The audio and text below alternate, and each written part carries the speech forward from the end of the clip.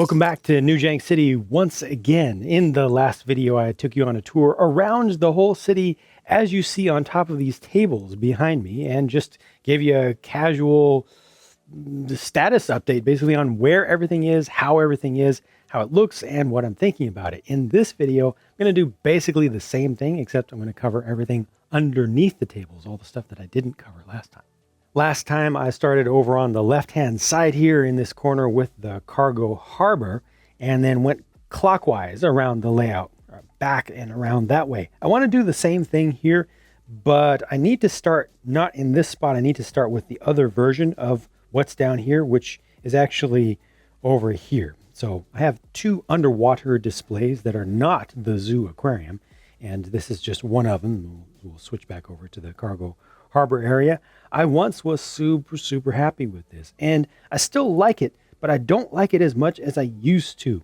After I got that aquarium done in the zoo and realized just how nice I had the capability to do some underwater Lego stuff, I realized that this is very lacking. And I've always known that it was lacking. It was always a relatively quick effort. I've not had a lot of time to spend down here, but I've made some custom coral and underwater flora and fauna type stuff that I like, but just overall, the layout here is very basic. It's just using those old space base plates, and then I just spread a bunch of stuff around. I like the general idea. I like how I've approached this overall. I like having that screen behind there, the TV screen with the animation. There's also sound that goes with it.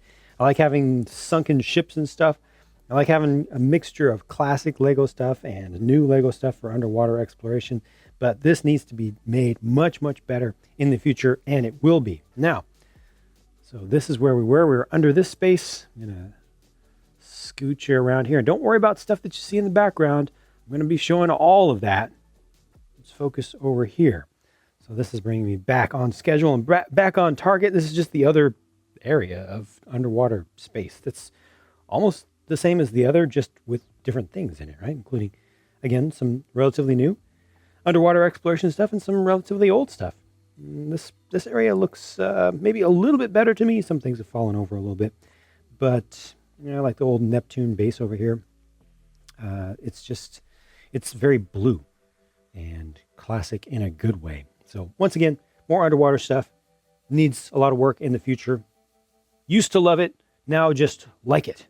Now, I'm going to take us up here. Think I can do this all together and just go around this corner again, like I did last time, except this time I'm going to take you underneath. I actually turned off the lights for the aquarium here, so that's all dark there, since we're just focusing underneath.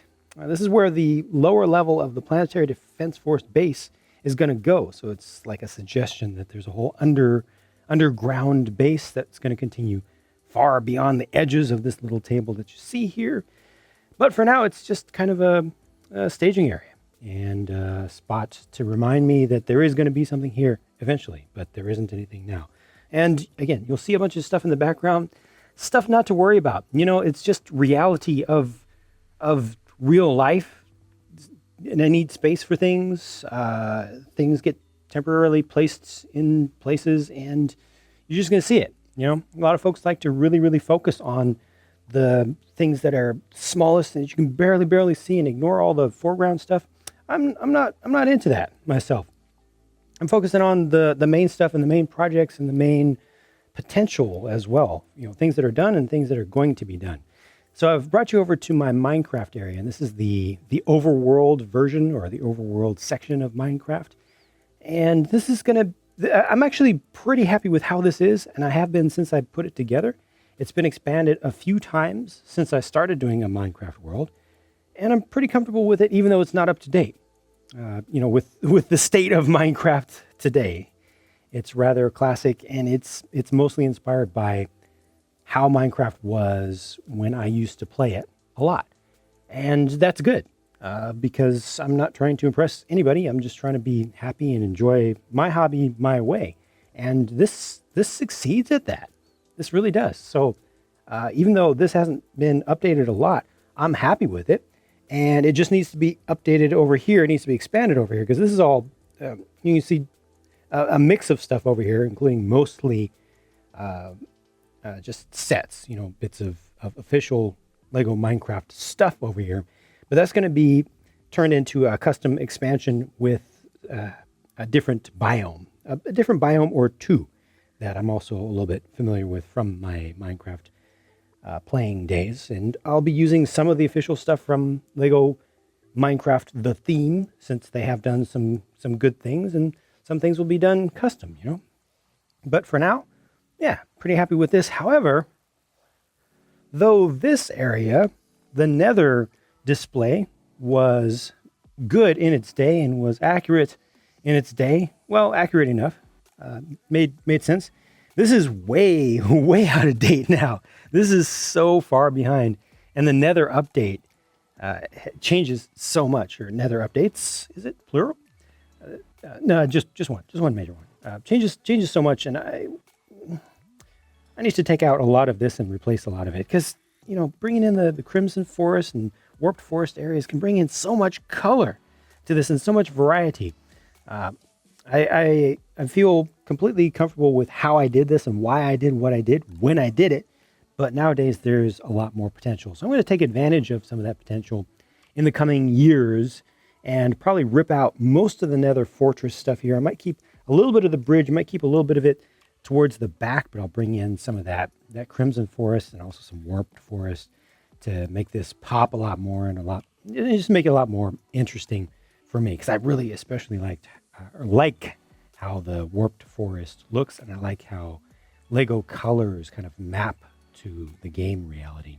Speaking of reality, I'm just going to pull you back here just to show you exactly where you are and the reality of what goes on beyond the tables, the stuff that I usually don't try to show, or I try to hide away, I try to clean up before I do a video. This is how things are right now. I talked about this little cart here previously. I've got some things down here also for the zoo. Some of it's going to be used. Some of them have animals in them. Some of them have just old parts. Some of that's going to be used, but it's just kind of work in progress stuff. Nothing to really be concerned about. These are some parts that are going to be used for ballasting. I've got more of the curtains that are going to go up on the side. But down here, this is actually something additionally of value, I guess, to look at. My little hidden table down here. It's very dusty right now, and there aren't many things on it, but this is leftover space or extra space, kind of a staging area for train stuff. So as I get more train things and I want to pull things off from the above layout, this is where they will go. This is where they will be parked. So you see, I've got a few things down there right now. I've just recently taken a few things up from this space, and this is also where I have my my transformer, which is, you can barely see it here. Everything's very dark, I realize, but that's a real model railroading transformer, and it just works much better, much more smoothly, and has more potential power output than the default 9-volt transformer from Lego, the old ones.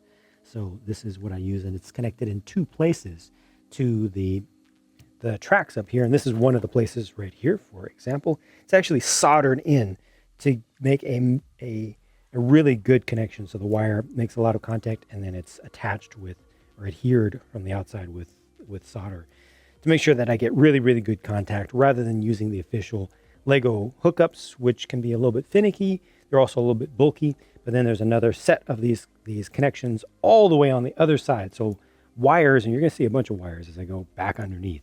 Wires go all the way underneath the table and then connect on the other side to give it a better connection consistently all the way around the layout.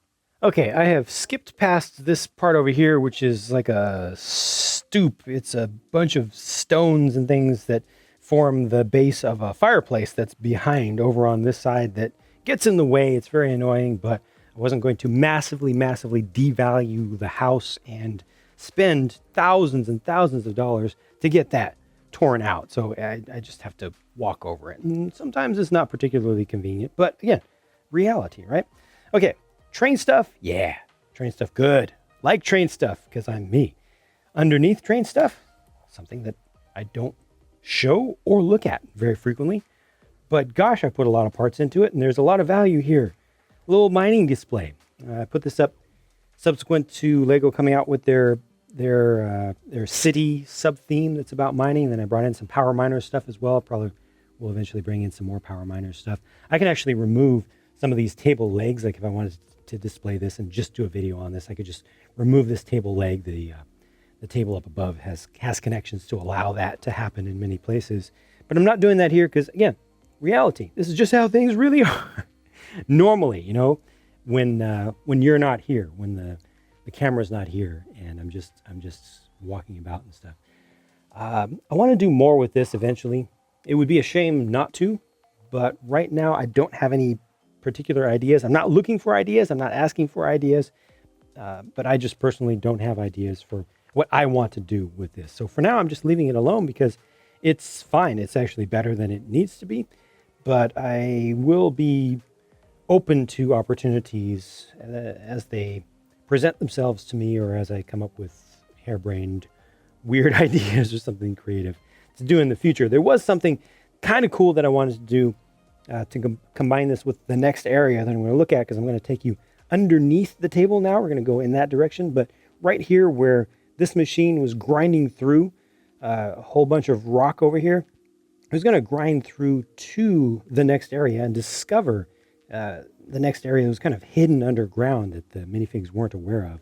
Here's a different angle on that piece of machinery, but right now where it was going to break through to is not set up as intended. It was going to break through into an underground, lost, dinosaur-ruled world, taking a little bit of inspiration from some existing fiction out there. But right now, this is just Jurassic World official stuff. Official Lego Jurassic World sets. I put them together because I had a bunch of the sets and I wanted to basically just see what they look like all together and show what they look like all together. So this basically yielded one video and that was it.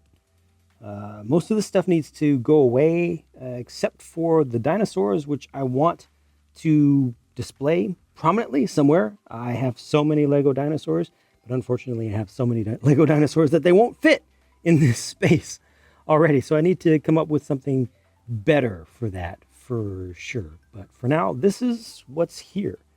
And as I pass back this way from the other side of where the drain transformer is, there are a couple of power supplies there that provide major 12-volt power up to a bunch of wires that go all over. There's a whole network of wires and lights and things are drilled through, and they're different sizes. It's pretty crazy under here. I've got 120 volt. I've got 5 volt, and a lot of the 5 volt is going on some very, very thick wires, but it gets distributed around in different ways at different points, and that'll be updated over time. Not all of it is permanent right now. Some of it's falling down because I need to come up with something better to connect to the undersides of these tables. But again, that's just how it is right now. And because, hey, there's space underneath the tables, why not use the space? Because, gosh, I go through a lot of Lego stuff. So some extra sets are down here. You saw the UCS gunship down there. Some of my dinosaurs down there. A whole bunch of extra Duplo stuff was down there that I use for the insides of terrain builds and more Minecraft stuff. Table legs, all sorts of stuff is temporarily stored underneath here. So anytime that you happen to see something in the background, you happen to see something between a couple table legs, you know, something under the tables, it's just there. I know it's there. You know, it's just how it is. And eventually I'll cover up more of these spaces with some small curtains underneath, so some of that will be blocked out so you don't see it. But you know, it's just there. Okay, I'm gonna pull you back here and move out. So for the sake of context, we were just looking under here. Underneath here is where the mining stuff is. Under here is where the dinosaur stuff is. The Minecraft stuff is back there. And like the UCS gunship is back there, and some of the extra sets were here. So I'm not going to pull you back over to this side, and underneath essentially the downtown area and its outskirts is the future of my Cyberpunk District. This was a kind of a sub-theme for New JANG City that viewers voted on years ago. And I look forward to making it a reality someday. Right now, there's not a whole lot of stuff down here that's been done custom. I'm still trying to figure out exactly how to do it, but I I finally this year have a really good idea of an approach. And I've got just a little bit of sample. I don't even know if I've filmed this before. I know I've shown photos of it before. This is just a little foldable stepping step thing just to get a little bit more height. I've been working on my lights recently overhead. But back here, this might give you just a little bit of an idea of what I want this to look like.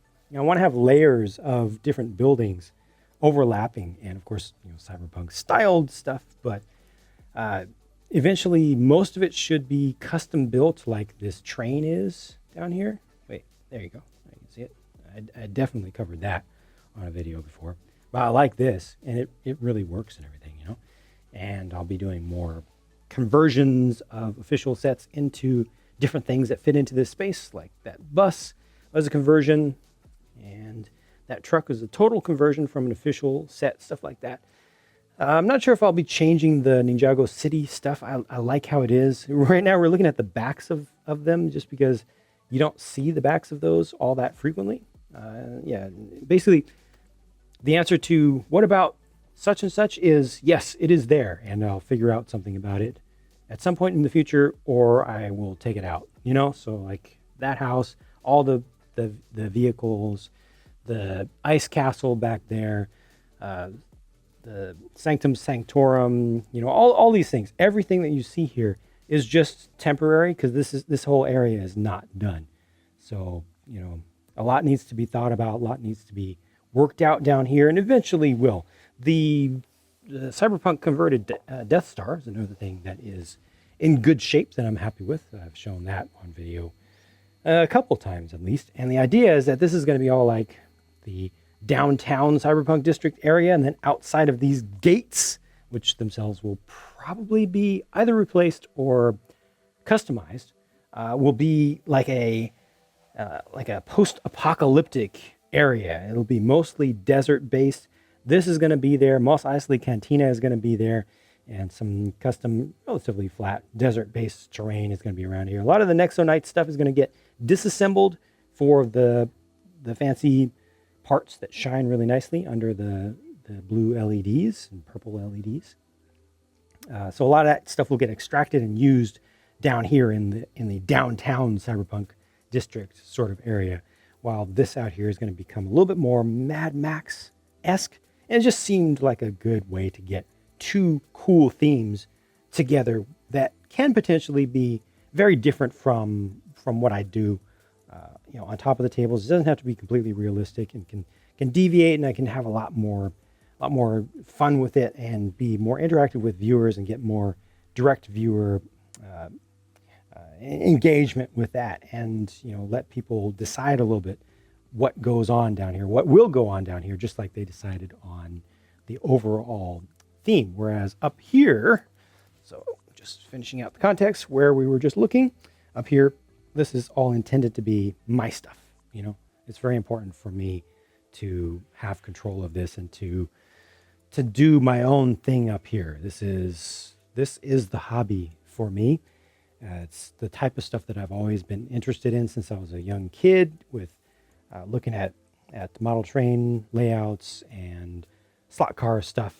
And now I'm just combining it with Lego, and I like it.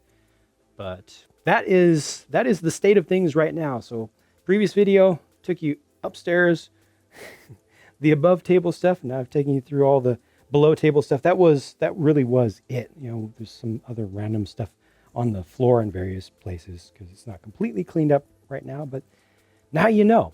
And from this point, I move forward. I do more things. I build more individual mocks and continue to work on projects and start projects that have not been started, finish ones that have. Thanks for watching, and stay tuned for more. Talk to you again soon.